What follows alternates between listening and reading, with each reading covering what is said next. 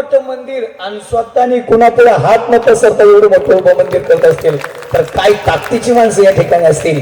आणि निश्चित तुमच्यावरती कामाख्या मातेची काहीतरी कृपा असेल, संतांची काहीतरी कृपा असेल, भगवंताची काहीतरी कृपा असेल. म्हणून हे सगळं घडते. कुणाच्या हातानं मंदिराची तरी निर्मिती होत नाही. भजन कीर्तन करतील पण मंदिराची निर्मिती होणं हे सोपं नाही. ते तुमच्या हाताने घडलं. एकदा गणेश बाबासाठी जरा जोरदार ताली वाजवा.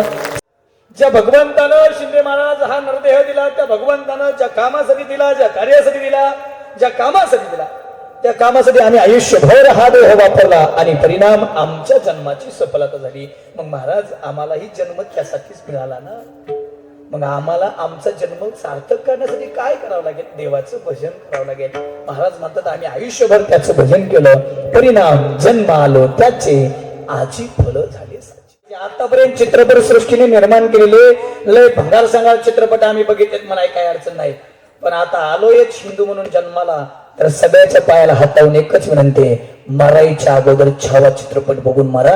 कळेल माझ्या संभाजीराजाचं बलिदान काय, कळेल माझा संभाजीराजा धर्मासाठी कसा गेला. नाहीतर आतापर्यंत राजाच्या बाबतीत दोनच शब्दात वर्णन केलं जायचं.